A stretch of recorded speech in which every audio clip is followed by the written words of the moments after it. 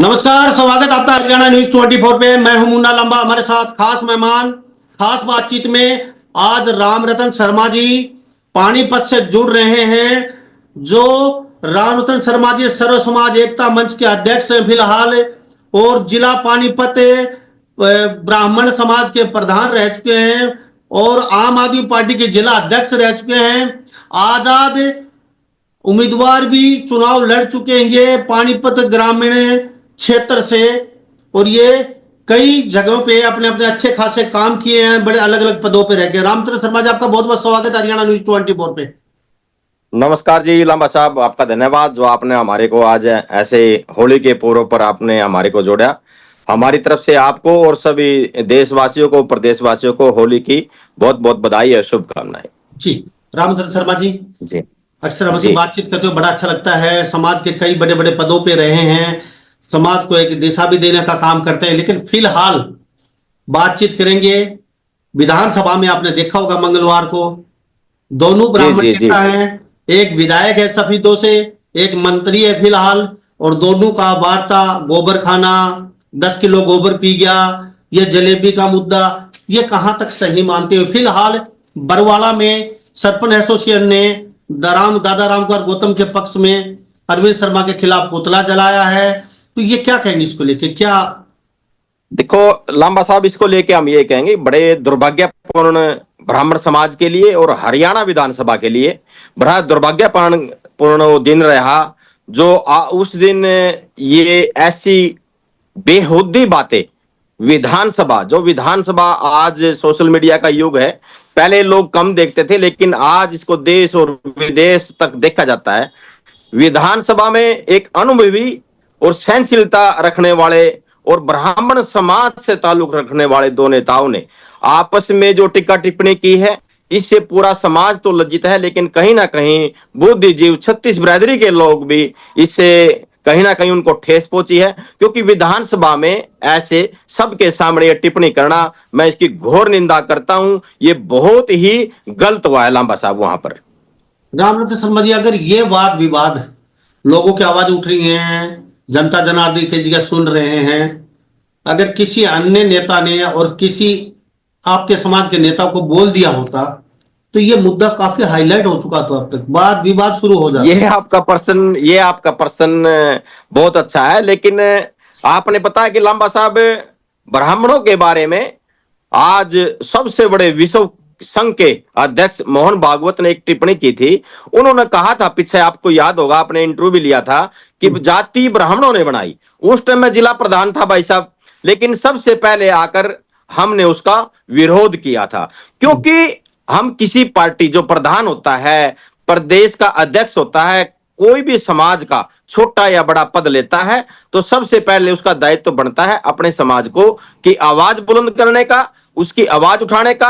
अगर समाज का व्यक्ति भी कोई किसी के बारे में बोलता, तो सबसे पहले उसका विरोध करने का उसका फर्ज बनता है। लेकिन लांबा साहब, हमारी तो एक ही कहावत है कि आज कल जो कुछ कुछ लोग, ज्यादा तो मैं नहीं कहूंगा, कुछ लोग पिंडी चाट, नेताओं की पिंडी चाट बने हुए हैं, उन्होंने इस चीज का आगे आके विरोध करना चाहिए था। आपके पर्सन सत्य है, अगर ब्राह्मण समाज के बारे में कोई कुछ बोलता तो ब्राह्मण रोड पे आते, अगर दूसरे समाज के बारे में ब्राह्मण बोलता तो वो रोड पे आते। लेकिन एक अनुभवी, मैं तो डॉक्टर अरविंद शर्मा को इससे भी कहूंगा, जिन्होंने इस ब्राह्मण समाज का बहुत नाम रोशन किया है, जिन्होंने आजाद सांसद रहकर सोनीपत से समाज का और हमारे हरियाणा का नाम रोशन किया है, उनके मुंह से ये शब्द निकलना, मैं तो कहूंगा डॉक्टर साहब ने खुद भी देख लेना चाहिए। वो डॉक्टर हैं, कहीं ना कहीं उन्होंने देखना चाहिए कि कोई बीपी की, तो उनको कोई ऐसी कोई घटना नहीं घटी कि बीपी हाई हो गया। क्योंकि मुद्दा जलेबी का था, मुद्दा गुहाने की जलेबी का था, और वो मुद्दा लजाकर गोबर पर जाकर टिका हुआ है। लांबा साहब इससे बहुत परेशान है, और मेरे समाज के बुद्धिजीव लोग, सम्मानित युवा साथी इससे बहुत आहत हुए हैं, उनको कहीं ना कहीं ठेस लगी है। दूसरे समाज के लोग, हमारे समाज में भी कुछ गंदे लोग हैं, दूसरे समाज में भी गंदे लोग हैं, वो ऐसी अभद्र टिप्पणी का कहीं जोक बनाते हैं। क्योंकि आज मेरा टिकटॉक का टाइम है, इसके ऊपर जोक बनाकर प्रश्न करते हैं कि पहले ब्राह्मण क्या थे, आज ब्राह्मण क्या हैं। और इतने लंबे समय हो गया लांबा साहब, मैं तो ये कहूंगा कि जो से ने भी गलती की है, जो समाज के पगड़ीधारी जो ठेकेदार हैं, अपने आप को प्रदेश अध्यक्ष कहते हैं, उनको भी आगे आकर मीडिया के सामने नहीं, उनसे पर्सनल बात करके, और डॉक्टर साहब ने अपनी सहनशीलता का, इस करनाल लोकसभा ने 2 बार सांसद बनाया, सोनीपत ने सांसद बनाया, गुहाने ने उनको विधानसभा से जिताकर उनका पूरे जीवन का सपना साकार किया, और आज बीजेपी सरकार ने उनको मंत्री पद देकर ब्राह्मण समाज को सुशोभित किया है। तो मैं तो ये कहूंगा कि डॉक्टर साहब ने अब से पहले उसमें अपने बयान दे देने चाहिए थे मीडिया के सामने आकर, लेकिन ये बड़ा बड़ा दुर्भाग्यपूर्ण है कि आज 2 नेताओं के कारण कहीं ना कहीं ब्राह्मण समाज नीचा देखने का काम कर रहा है। लांबे साहब जी, डॉक्टर अरविंद शर्मा ने कहा गोबर खाना, तो कहाँ गलती दोनों की बराबर है। उन्होंने एक मजाक के लहजे में बोला, लेकिन उन्होंने बहुत गहरी अंदर की बातें बोली हैं। सरकार पे भी आरोप जड़ दिए सीधे सीधे, यानी कि सरकार जीरो टॉलरेंस और भ्रष्टाचार मुक्त सरकार की, बिना खर्ची पर्ची की सरकार की बातचीत करती है। ये मामला बड़ा गंभीर है, ये विषय भी बहुत गंभीर है।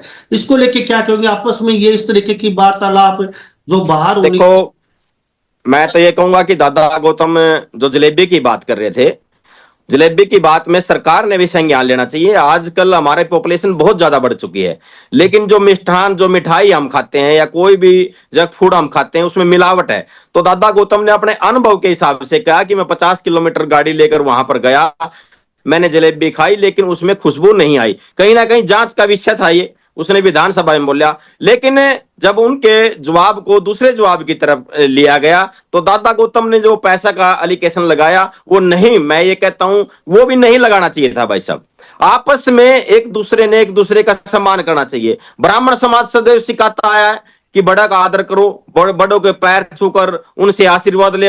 लेकिन ब्राह्मण समाज विधानसभा में जिसको लोग चुनकर, और खुश नसीब है डॉक्टर साहब अरविंद शर्मा जी, जो सोनीपत से एमपी बने, करनाल से 2 बार एमपी बने, मायावती पार्टी से भी उन्होंने चुनाव लड़ा है, फिर वो रोहतक में जाकर उन्होंने गढ़ जीता, ब्राह्मण समाज को, इस हरियाणा का नाम रोशन किया। लेकिन इस एक शब्द से कहीं ना कहीं उनके मान सम्मान को ठेस पहुंची है। मैं तो आपके माध्यम से यही अपील करूंगा कि डॉक्टर साहब उम्र में छोटे हैं दादा गौतम जी से, उन्होंने ही आगे आकर दादा गौतम जी के पास जाकर, और आज के दिन से कोई दिन अच्छा नहीं हो सकता, क्योंकि सभी कहते हैं कि दुश्मन को भी अगर आप रंग लगा देंगे तो वो भी आपको आशीर्वाद देगा, आपका सम्मान करेगा। होली के रंग में रंगकर आज इन दोनों नेताओं ने अपने बयान पर अपने शब्द उल्टे लेने चाहिए, ताकि इस समाज की जो 36 बिरादरी सम्मान करता है, वो सम्मान हमारा बना रहे। और जो हरियाणा की विधानसभा से ये आवाज देश विदेश तक पहुंची है, उसमें भी कहीं ना कहीं हमारे हरियाणा का फिर वही खोया और सम्मान जो विधानसभा के माध्यम से कहीं ना कहीं ठेस पहुंची है, वो वापिस आ सके। लांबा साहब, रामरतन शर्मा जी हमारे साथ खास बातचीत में मौजूद हैं। पूर्व ब्राह्मण सभा के पानीपत के अध्यक्ष रह चुके हैं, आम आदमी पार्टी से जिला अध्यक्ष रह चुके हैं, और इन्होंने आजाद उम्मीदवार चुनाव लड़ चुके हैं पानीपत से। रामरतन शर्मा जी, क्या लगता है ब्राह्मण जो इतने बड़े नेता हैं, समाज को दिशा और दशा देते हैं, ब्राह्मण सबसे पढ़े लिखे, सर्वश्रेष्ठ, कई बातें हम सुनते आते हैं बचपन में, तो इस तरीके की भाषा का प्रयोग है, वो भी एक संसद, एक विधानसभा जो मंदिर होता है वहां पे करना, उन लोगों को क्या कहेंगे? क्या माफी मांगनी चाहिए उन लोगों को? आपस में उनका मेल जोल तो आपने बता दिया, होली पे जाइए, लेकिन आपको क्या लगता है? 1% मेरा बड़ा विषय गंभीर है, पिछले हम 10 साल से देख रहे हैं, 5-7 साल से दादा गौतम क्या रफ आवाज में, रफ लैंग्वेज यूज करते हैं हमेशा। मेरा बेटा देखो दादा गौतम, ये पी गया, हाँ हाँ, टॉपिक को भी मेरा यार डट गया, ये भाषा किस तरीके की मानते हो? क्या सही मानते हो इस भाषा को आप? देखो लांबा साहब, आपका प्रश्न ठीक है। मैं ये, जैसे दादा गौतम जेजेपी पार्टी में गए, जेजेपी पार्टी में जाकर उनको विधानसभा की टिकट मिली, विधानसभा ने, नारनौंद की जनता ने उनको सिर माथे पर बिठाकर उनको आगे ले जाने का काम किया। लेकिन जो विधानसभा में ये चुटकुलेबाजी होती है, चुटकुलेबाजी की बजाय अक भाई मैक में पी गया, वो पी गया, आपका प्रश्न ठीक है, ये नहीं बोलना चाहिए था। वहां पर मुद्दे उठाओ, आप अपने स्कूल के, कॉलेज के, यूनिवर्सिटी के, हॉस्पिटल के, नौजवान के रोजगार के मुद्दे उठाते तो कहीं ये बातें कहीं और जाती। लेकिन मैं ये कहता हूं कि परमपिता परमात्मा को मैं मानने वाला हूं, क्योंकि आज कोई भी समाज का अगर झगड़ा होता है तो बड़े लोग चुप बैठ जाते हैं। मैं कहता हूं कि चुप नहीं बैठना चाहिए। अगर समाज का कोई झगड़ा होता है तो उसमें आगे आकर, सामने आकर समाज की भलाई के और छत्तीस बिरादरी के भलाई के लिए आगे आना चाहिए। आपको लांबा साहब ध्यान होगा, अभी 2 महीने पहले रुड़की में गुज्जर समाज का और ब्राह्मण समाज का झगड़ा हुआ। हमने भी वहां पंचायत में जाकर सिर्फ एक ही मांग रखी कि ये गुज्जर समाज का और ब्राह्मण समाज का झगड़ा नहीं है, ये एक विधायक और दूसरे विधायक का झगड़ा है, इसको जाति का झगड़ा ना बनाए। लेकिन किसान यूनियन के आज सबसे लोकप्रिय नेता राकेश टिकैत ने वहां जाकर उनका समझौता करवाने की कोशिश की। तो क्या ऐसे किसी को आगे जाकर किसी विधायक को, किसी एमपी को ब्राह्मण समाज के आगे जाकर इनका समझौता करवाना चाहिए? और मैं तो ये कहता हूं समझौते की तो बात ही नहीं। अगर मेरे मुंह से कोई गलत वाणी निकल गई तो हाथ जोड़कर माफी मांगने में मेरा कुछ घटता नहीं। बड़े ही जी होते हैं, पंचायत रा- में एक बात कही जाती है कि माफी मांगने में बड़े होते हैं। जी अगर दोनों ने गलती, दोनों के, हम्म किसी की ज्यादा है किसी की कम है, लेकिन गोबर वाली बात वो बहुत बड़ी बात है। वो मैं तो अपील करूंगा, क्योंकि मेरे को राजनीति में लाने वाले भी डॉक्टर अरविंद शर्मा थे।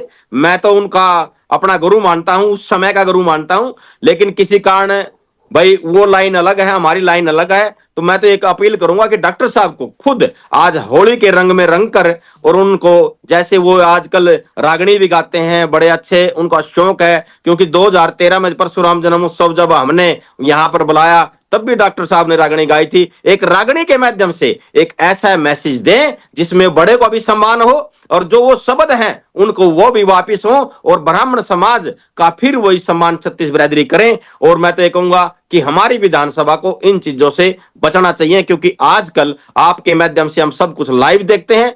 अगर खुदा ना खास्ता लांबा साहब इस टिप्पणी से हमारे देश में, हमारे गांव में, गांव का कल्चर है एक दूसरे से हंसी मजाक करना, अगर इस टिक्कर गोबर आली टिप्पणी से किसी दूसरी जाति से, किसी दूसरे के वर्कर से, जैसे मैंने कल देखा राम कुमार के गौतम के वर्कर भी बहुत कुछ असभ्य बोल रहे थे। असभ्य नहीं बोलो, विरोध करो। हमने भी विरोध किया है, आपके माध्यम से हमने लोकसभा में विरोध किया था, लेकिन गलत बोल के नहीं, अच्छा बोलकर विरोध करें। अगर खुदा ना खास्ता उसकी एक बोल से अगर किसी भाई बेटे का कोई नुकसान हो गया, कोई जान माल का नुकसान होगा, तो वो भरपाई हम और आप नहीं भर सकेंगे। तो मैं तो अपील करता हूं दोनों से जी इकट्ठे बैठकर आज ठीक है। चाय पिए और एक दूसरे को गुलेल लगाएं। रामरतन जी, हमारे साथ रामरतन खास बातचीत हुई। मौजूद है शर्मा जी, ब्राह्मण नेता हैं, ये भी इनसे बातचीत कई बार करते हैं हम। छोटी सी बात होती है हिसार में, जी और जी जी आप भी उसमें शामिल थे। आपको याद जी दिला दे हम, आपने जी पुतला जलाना, मरने मारने को आप तैयार हो गए थे। छोटी सी एक टिप्पणी की थी, आपको याद नहीं हो तो।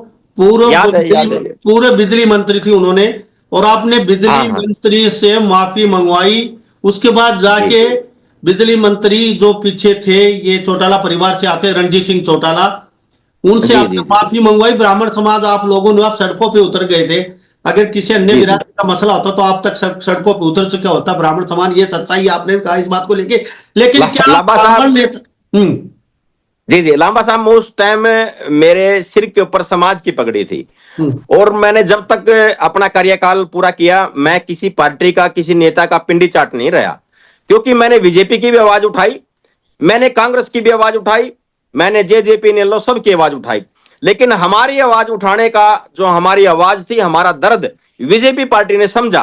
तो उन्होंने हमारे को 11 टिकट विधानसभा में, 2 लोकसभा में, और हमारे को प्रदेश अध्यक्ष दिया, जिसका फायदा बीजेपी पार्टी को मिला है। तो मैं तो अब भी ये कह रहा हूं कि हमने उस टाइम आवाज उठाई थी।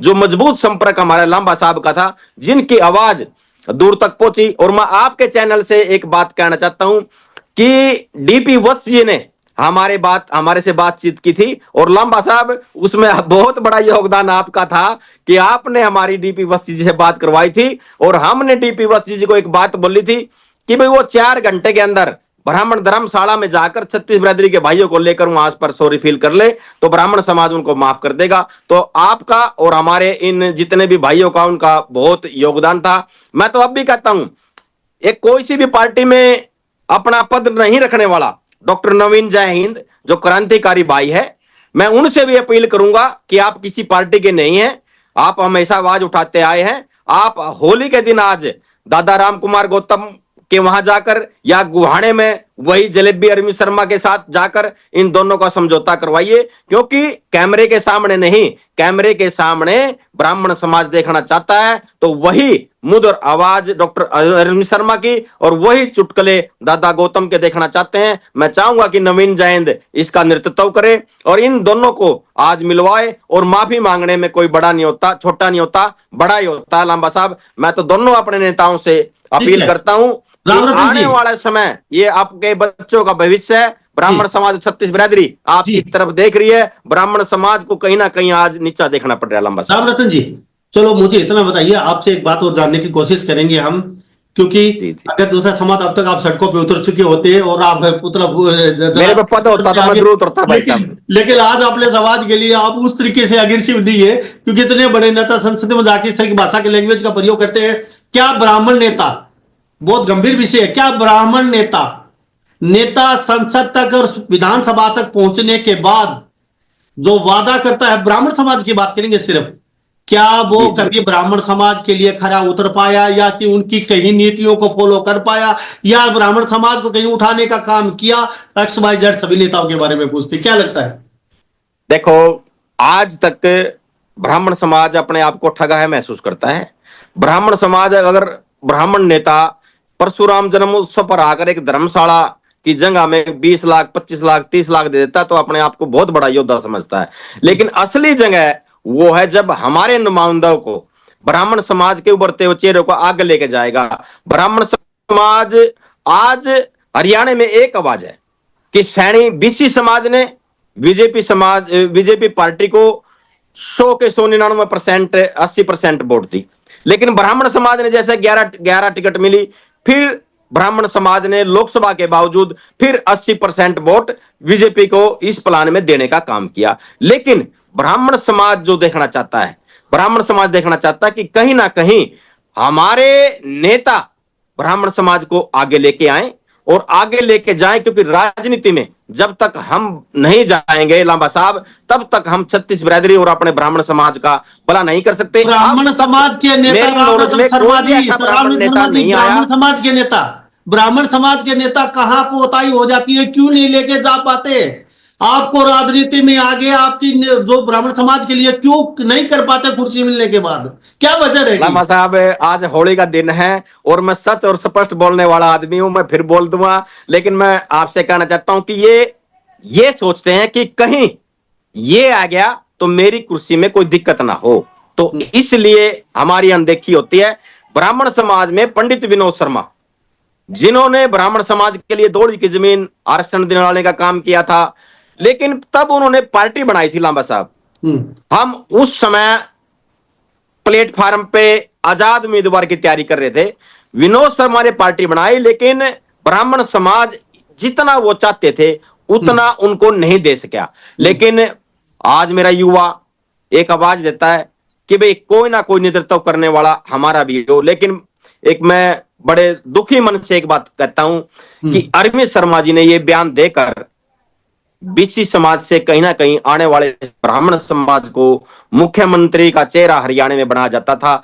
मेरे को ये लगता है अगर जल्द से जल्द इस पे कोई कार्रवाई, माफीनामा नहीं होगा, हमारे मुख्यमंत्री जो हम देखना चाहते हैं हरियाणा का ब्राह्मण काम इस बयान ने भाई साहब जरूर किया है। भाई साहब फिलहाल दादा गौतम के पास जाके होली मिलन समारोह, स्नेह मिलन समारोह होता है, तो सने आपस में करके माफी मांगनी चाहिए। विधानसभा एक मंदिर होता है, वहां पे मंदिर बोलते हैं, वहां भी वो भी ब्राह्मण नेता बुद्धिजीवी, और कहते हैं सर्वश्रेष्ठ अगर कोई जात होती है ब्राह्मण होती है, बुद्धिजीवी जो भी, अब जहां आवाने फेरे जो भी कुछ होता है सबसे पहले ब्राह्मण देवता को बुलाया जाता है, तो वहां पे जाके इस तरह की गिरा फिर ले, तो उसके लिए क्या कहेंगे? विधानसभा के लिए क्या करना चाहिए? क्या बायकाट करना चाहिए नेता?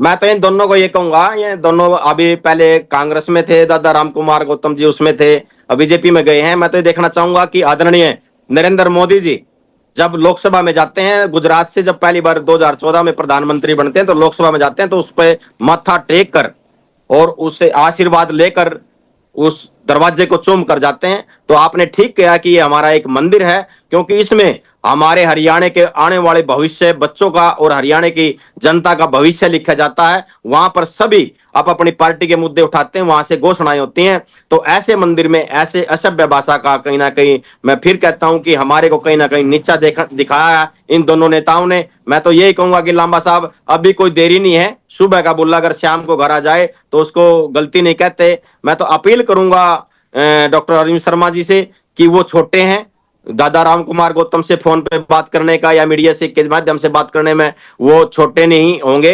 और दादा राम कुमार गौतम से भी मैं खुद गौतम होते हुए एक अपील करता हूं कि वो आपसे उम्र में छोटे हैं, आप अपना बड़ा दिल दिखाएं, क्योंकि गौतम बड़े होते हैं। ठीक है, बड़े का मतलब ये नहीं होता कि भाई हम सबसे बड़े होते हैं, बड़े का मतलब ये कह रहा है कि दादा गौतम आप उम्र में बड़े हैं।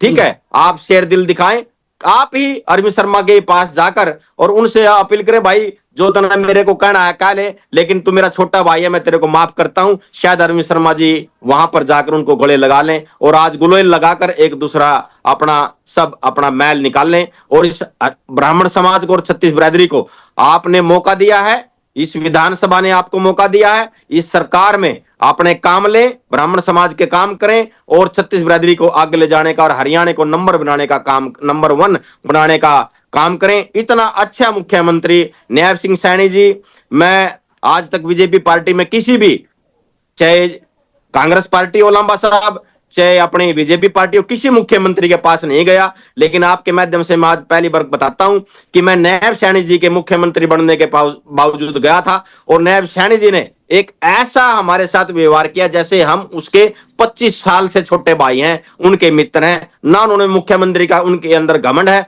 और उसके दरवाजे खुले रहते हैं। मैंने खुद जाकर वहां अपने साथी के साथ उनसे मिला हूं और उन्होंने बहुत अच्छे तरीके से हमारे से बात की है। तो इतना अच्छा मुख्यमंत्री आपकी पार्टी ने दिया है, तो आप वहां पर ऐसी असभ्य भाषा क्यों बोलते हैं? नहीं बोलनी चाहिए। रतन जी, एक मेरा शर्मा जी क्वेश्चन और रहेगा। गोवाना की जलेबी तो बदनाम हो चुकी है पूरे वर्ल्ड में, विदेशों में भी गोवाना की जलेबी जाती थी और विधानसभा में आवाज उठी है तो पूरे वर्ल्ड में कहीं ना कहीं एक सवालिया निशान लगा गया गोवाना की जलेबी पे।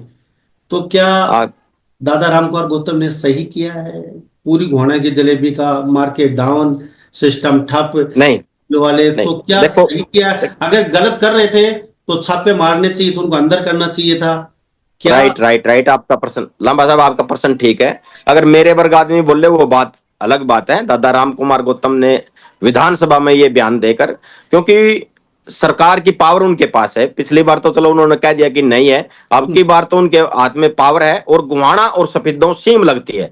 वो वहां पर जाकर उनसे पर्सनली तौर पर बोलते कि भैया तो देसी घी की जलेबी ना लिखें, आप खाली जलेबी लिखें, मशहूर जलेबी लिखें। अगर देसी लिखते हैं तो देसी घी की ही जलेबी बननी चाहिए। तो कहीं ना कहीं इससे हमारा व्यापार और जो देश विदेश तक माननीय मुख्यमंत्री जी ने जलेबी उतार कर एक जलेबी का मैसेज, हरियाणा की जलेबी का मैसेज, क्योंकि ये हरियाणा से शुरू हुई थी ये मिठाई भी, एक अच्छा मैसेज विदेशों तक हमारे को दिया था। उसमें कहीं ना कहीं हमारे व्यापार में, उन भाइयों में और जो लोग जलेबी उतारने वाले गुहाने के भाइयों में, उनमें कहीं ना कहीं ठेस पहुंची है। दादा राम कुमार गौतम ने भी इसके अपने बयान को सुधार लेना चाहिए था। उसको मीडिया के सामने विधानसभा में नहीं कहकर वहां पर जाकर उनको ये कहना चाहिए था कि या तो भाई इसको सुधार लो, नहीं तो मैं छापा मरवा दूं। हाँ, क्योंकि हमारे विभाग बहुत अलग अलग हैं। फ्रूट सप्लाई डिपार्टमेंट, बड़े बड़े अफसर बैठे दिल्ली से चंडीगढ़ तक। आप चंडीगढ़ से टीम भेजिए, उनको गिरफ्तार करवाइए, सजा करवाइए, सख्त कानून बनाइए। मिलावट के लिए हमारे देश में कोई कानून नहीं है। लेकिन फिलहाल कई जलेबी वालों के फोन हमारे पास आए, हम वहां गए भी हैं, वो आहत हैं, दुखी हैं। मार्केट सिर्फ 75 पैसा घट चुकी है, 25 पैसा बचे आज उनके पास। बाकी वो बहुत मायूस है क्योंकि बदनाम हो चुके हैं। सरकार बीजेपी के, दोनों मंत्री बीजेपी के, कुछ कर सकते नहीं, कुछ कह सकते नहीं। तो जलेबी वालों के लिए तो ये तो नुकसान है भाई साहब। विधानसभा चला, ये एक काला दिन माना जाएगा अब की बार होली उनके लिए। तो गौतम दादा को सबके ऊपर ब्लेम नहीं लगाना चाहिए था। कई जलेबी वाले ऐसे भी होंगे तो सही बेचते होंगे, वो भी लपेटे में आ गए इसके साथ साथ।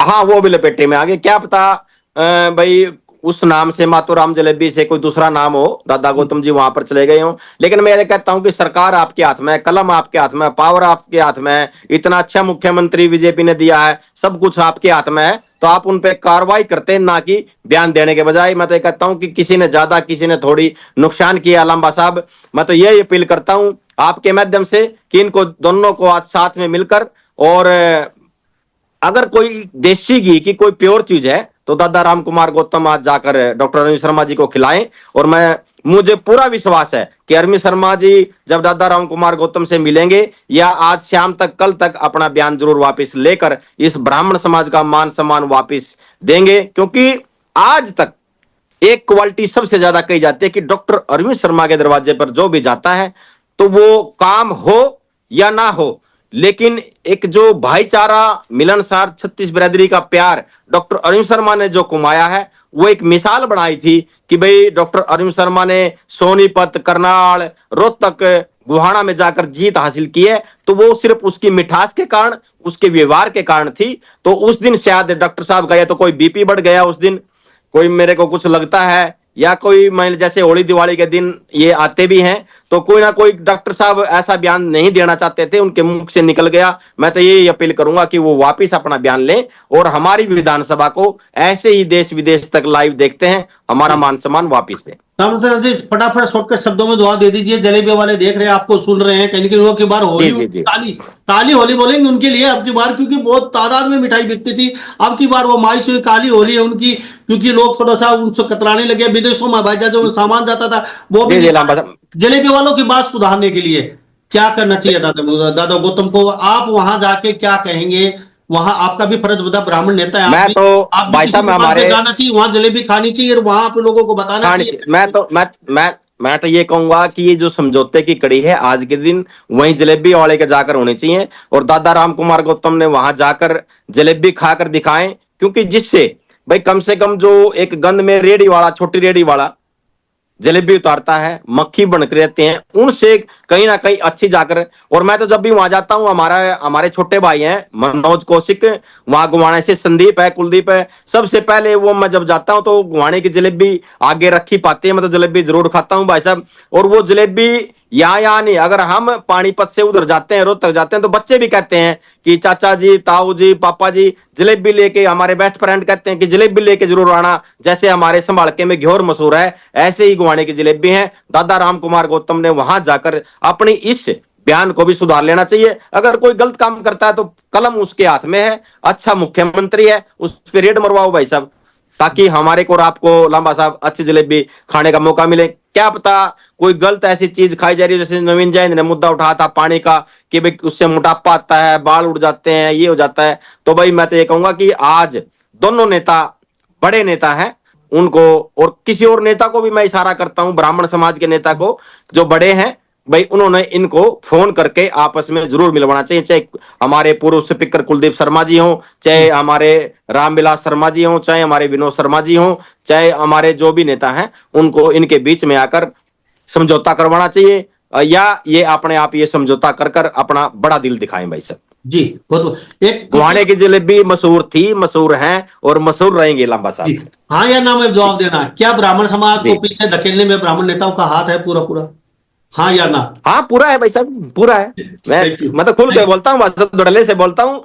ब्राह्मण समाज का, इन नेताओं का, कुछ नेताओं का, सारे नेताओं का नहीं कह रहा मैं, कुछ नेताओं का हमारे पीछे धकेलने में, क्योंकि जब भी कोई नया नेता बनता है, विधानसभा का चुनाव लड़ता है या पार्षद का लड़ता है या चेयरमैन का लड़ता, तो ब्राह्मण को आगे आने नहीं देता। लेकिन आज मैं आपके माध्यम से कहता हूं कि 90% हमारा युवा एक है, वो एक के नारे लगाता है और वो एक होकर अपने समाज को और छत्तीस बिरादरी को आगे लेके जरूर जाएगा भाई साहब। ब्राह्मण समाज के युवा में आज एकता है भाई साहब। बहुत बहुत धन्यवाद। हमारे साथ रामरतन शर्मा जी खास बातचीत में थे हरियाणा न्यूज 24 पे, और ये ब्राह्मण पानीपत के अध्यक्ष रह चुके हैं, कई पदों पे ये आम आदमी पार्टी के जिला अध्यक्ष रह चुके हैं, और साथ साथ ये पानीपत ग्रामीण जो क्षेत्र है वहां से ये निर्दलीय चुनाव भी लड़ चुके हैं, कई पदों पे रह चुके हैं, ब्राह्मण नेता है, कई बार हमसे बातचीत करते हैं, बेबाक तरीके से बातचीत की है। रामरतन शर्मा जी, आपका बहुत बहुत धन्यवाद, हमारा हरियाणा न्यूज 24 पे आपका कीमती समय लिया। धन्यवाद लांबा साहब आपका। जय हिंद, जय भारत, जय छत्तीस बिरादरी। धन्यवाद जी। Thank you sir. तो इन्हीं सब बातों के साथ मैं मुन्ना लांबा, हरियाणा न्यूज 24। नमस्कार, जय हिंद।